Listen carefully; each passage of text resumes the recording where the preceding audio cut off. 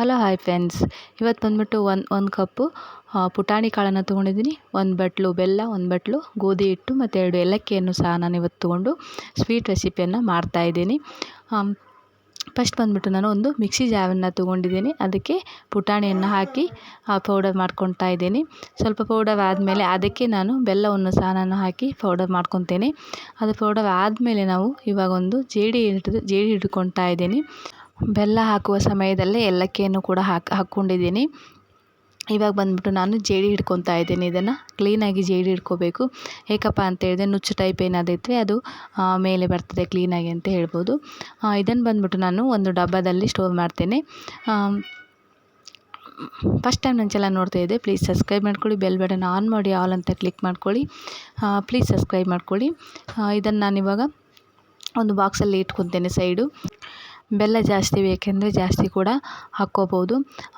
ಈ ಸ್ವೀಟ್ ಬಂದ್ಬಿಟ್ಟು ವರ್ಷದಲ್ಲಿ ಒಮ್ಮೆ ಮಾಡುವಂಥ ಸ್ವೀಟ್ ಅಂತ ಹೇಳ್ಬೋದು. ಪದೇ ಪದೇ ಮಾಡುವಂಥ ಸ್ವೀಟ್ ಅಲ್ಲ ಇದು. ವರ್ಷದಲ್ಲಿ ಒಂದೇ ಟೈಮಲ್ಲಿ ಇದೇ ಟೈಮಲ್ಲಿ ಮಾತ್ರ ಇದನ್ನು ಮಾಡುವಂಥದ್ದು ಅಂತಲೇ ಹೇಳ್ಬೋದು. ಇವಾಗ ಬಂದ್ಬಿಟ್ಟು ನಾನು ಗೋಧಿ ಹಿಟ್ಟನ್ನು ಏನು ಇಟ್ಕೊಂಡಿದ್ದೆ ಅದನ್ನು ನಾನು ಕ್ಲೀನಾಗಿ ಜೇಡಿ ಹಿಡ್ಕೊಂಡು ಅದನ್ನು ಚಪಾತಿ ಹಿಟ್ಟನ್ನು ನಾದ್ತೇವಲ್ಲ ಆ ಟೈಪಲ್ಲಿ ನಾನು ಇದನ್ನು ಸ್ವಲ್ಪ ಸ್ವಲ್ಪ ನೀರು ಹಾಕಿ ಚೆನ್ನಾಗಿ ನಾದ್ಕೊತೇನೆ. ಇದನ್ನು ಚಪಾತಿ ಹಿಟ್ಟು ನಾದುವಷ್ಟು ಗಟ್ಟಿಯಾಗಿ ಬೇಡ, ಸ್ವಲ್ಪ ಮಿದುವಲ್ಲಿ ಇದನ್ನು ನಾನು ನಾದ್ಕೊತೇನೆ. ಇದು ತುಂಬ ಟೇಸ್ಟಾಗಿರುವಂಥದ್ದು, ಮಕ್ಕಳಿಗೆ ಕೂಡ ತುಂಬ ಖುಷಿಯಾಗಿ ತಿನ್ನುವಂಥದ್ದು, ತುಂಬ ಟೇಸ್ಟಾಗಿ ಬರ್ತದೆ ಅಂತಲೇ ಹೇಳ್ಬೋದು. ನೋಡಿ, ನಾನು ಈ ಟೈಪಲ್ಲಿ ಇದನ್ನು ನಾದ್ಕೊಂಡಿದ್ದೀನಿ. ಇಷ್ಟು ಮಿದುವಾದರೆ ಸಾಕಾಗ್ತದೆ. ಆದಷ್ಟು ಗಟ್ಟಿಯಾಗಿ ನಾದ್ಕೋಬಾರ್ದು, ಸ್ವಲ್ಪ ಸಾಫ್ಟಾಗಿ ನಾದ್ಕೋಬೇಕು. ಅಷ್ಟು ಚೆನ್ನಾಗಿ ಸಾಫ್ಟಾಗಿ ಕೂಡ ನಮಗೆ ಬರ್ತವೆ ಅಂತಲೇ ಹೇಳ್ಬೋದು. ಇವಾಗ ನೋಡಿ, ಅದರಲ್ಲಿ ನಾನು ಸ್ವಲ್ಪ ಸ್ವಲ್ಪ ಉಂಡೆಯಾಗಿ ನಾನು ಮಾಡ್ಕೊತಾ ಇದ್ದೀನಿ. ಸ್ವಲ್ಪ ದೊಡ್ಡ ಸೈಜ್ ಆದರೆ ಸ್ವಲ್ಪ ದೊಡ್ಡ ಸೈಜಲ್ಲಿ ತೊಗೋಬೋದು. ನಮಗೆ ಎಷ್ಟು ಸೈಜ್ ಬೇಕೋ ಆ ಸೈಜಲ್ಲೇ ನಾವು ಮಾಡ್ಕೋಬೋದು.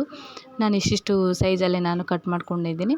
ಅದರಲ್ಲಿ ಒಂದು ಉಳ್ಳೆಯನ್ನು ತೊಗೊಂಡು ನೋಡಿ ಎಣ್ಣೆ ಹಚ್ಚಿ ನಾನು ಕೆಳಗೆ ಮತ್ತು ಮೇಲೆ 2 ಸೈಡಲ್ಲೂ ಕೂಡ ಎಣ್ಣೆ ಹಚ್ಚಿ ಲಾಟ್ಕೊತೇನೆ. ನಮಗೆ ಯಾವ ಸೈಜಲ್ಲಿ ಬೇಕೋ ಆ ಸೈಜಲ್ಲಿ ನಾವು ಲಾಟ್ಕೋಬೋದು. ಆದಷ್ಟು ಎಷ್ಟು ತೆಳ್ಳಗಾಗ್ತದೆ ಅಷ್ಟು ತೆಳ್ಳಗಾದಲ್ಲಿ ಮಾಡ್ಕೊತಾ ಇದ್ದೇನೆ ನೋಡಿ. ಇವಾಗ ಮತ್ತೆ ನಾನು ಸೈಡಲ್ಲಿ ಸಹ ನಾನು ಹಂಚು ಬಿಸಿ ಮಾಡಲಿಕ್ಕೆ ಇಟ್ಟಿದ್ದೇನೆ. ಅದಕ್ಕೆ ಸ್ವಲ್ಪ ಮೇಲೆ ಆಯಿಲ್ ಕೂಡ ಹಚ್ಚಿದ್ದೇನೆ. ನೋಡಿ, ಇಷ್ಟು ತೆಳ್ಳಗಾದರೆ ಸಾಕಾಗ್ತದೆ. ಎಷ್ಟು ತೆಳ್ಳಗೆ ಮಾಡಲಿಕ್ಕೆ ಸಾಧ್ಯವೋ ಅಷ್ಟು ಮಾಡ್ಬೋದು. ಇದಕ್ಕೆ ನಾನು ಒಂದು ಸ್ವಲ್ಪ ಎಣ್ಣೆ ಸಹ ಹಚ್ತಾ ಇದ್ದೇನೆ ಹಂಚಿಗೆ. ಹಚ್ಚಿ ಮತ್ತು ನಾನು ಹಾಕ್ತಾಯಿದ್ದೀನಿ. ಮತ್ತು ಮೇಲೆ ಕೂಡ ಸ್ವಲ್ಪ ಎಣ್ಣೆ ಹಚ್ಚಬೇಕು. ಎಷ್ಟು ಸಾಫ್ಟಾಗಿ ನಾವು ಬೇಯಿಸ್ತೀವೋ ಅಷ್ಟು ಚೆನ್ನಾಗಿ ಬರ್ತದೆ ಅಂತಲೇ ಹೇಳ್ಬೋದು. ನೋಡಿ ಇವಾಗ ಚೆನ್ನಾಗಿ 2 ಭಾಗದಲ್ಲಿ ಕೂಡ ಚೆನ್ನಾಗಿ ಬೇಯಿಸ್ಕೋಬೇಕಾಗುತ್ತೆ. ಬಟ್ ಇದನ್ನು ನಮ್ಮ ಸೈಡಲ್ಲಿ ಚೆಂಗೆವ್ ಅಂತ ಹೇಳ್ಬೋದು. ಇದನ್ನು ಮೊಹರಂ ಹಬ್ಬದ ಕೊನೆಯ ದಿನ ಮಾಡುವಂಥದ್ದು. ಇದಕ್ಕೆ ಸಪ್ರೇಟಾಗಿ ಒಂದು ಮಣೆ ಕೂಡ ಸಿಗ್ತದೆ, ಡಿಸೈನಾಗಿ ಕಾಣುವಂಥದ್ದು. ಆ ಮಣೆ ಇಲ್ಲಾಂದರೆ ಈ ಟೈಪಲ್ಲಿ ಕೂಡ ನಾವು ಚೆಂಗೆವನ್ನು ಮಾಡ್ಕೋಬೋದು.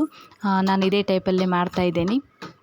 ನೋಡಿ, ಇವಾಗ ಒಂದು ಚಪಾತಿಯನ್ನು ಕೆಳಗಡೆ ಇಟ್ಟು ಅದರ ಮೇಲೆ ನಾನು ಫಸ್ಟ್ ಮೊದಲೇ ಮಾಡಿಕೊಂಡಂಥ ಸೂಸ್ಲವನ್ನು ಹಾಕಿ ಅದರ ಮೇಲೆ ಮತ್ತೊಂದು ಚಪಾತಿಯನ್ನು ಹಾಕಿ ಇಡ್ತಾಯಿದ್ದೇನೆ. ಹಾಗೆ ಒಂದು ಮೇಲೆ ಒಂದು ಚಪಾತಿ ಹಾಕ್ತಾ ಹೋಗಬೇಕು. ನೋಡಿ, ಸೆಕೆಂಡ್ ಚಪಾತಿ ಕೂಡ ನಾನು ಹಾಕಿ ಮತ್ತು ಸೂಸ್ಲವನ್ನು ಹಾಕಿ ಮತ್ತೊಂದು ಮೇಲೆ ಖಾಲಿ ಚಪಾತಿಯನ್ನು ಹಾಕಿ ಇದಕ್ಕೆ ಮೇಲೆ ಮತ್ತು ಒಣ ಕೊಬ್ಬರಿ ಸೂಸ್ಲವನ್ನು ಸಹ ನಾವು ಇದಕ್ಕೆ ಹಾಕ್ಬೋದು ಮೇಲೆ, ಅಥವಾ ಸೂಸ್ಲದಲ್ಲಿ ಸಹ ಮಿಕ್ಸ್ ಮಾಡಿ ಡಬ್ಬದಲ್ಲಿ ಇಡುವಾಗಲೇ ಮಿಕ್ಸ್ ಮಾಡಿ ಕೂಡ ಇಡ್ಬೋದು. ಬಟ್ ನಾನು ಯಾವುದು ಕೂಡ ಹಾಕಲಿಲ್ಲ, ಏಲಕ್ಕಿ ಮತ್ತು ಬೆಲ್ಲವನ್ನು ಅಷ್ಟೇ ಹಾಕಿದ್ದೇನೆ. ವಿಡಿಯೋ ಇಷ್ಟ ಆಗಿದೆ ಅಂತ ಅಂದ್ಕೊಂಡಿದ್ದೀನಿ. ವಿಡಿಯೋ ಇಷ್ಟ ಆಗಿದೆ ಪ್ಲೀಸ್ ಲೈಕ್ ಮಾಡಿ, ಸಬ್ಸ್ಕ್ರೈಬ್ ಮಾಡಿಕೊಡಿ. ಓಕೆ ಬಾಯ್, ಮತ್ತೊಂದು ವಿಡಿಯೋದಲ್ಲಿ ಸಿಗೋಣ. Thank you.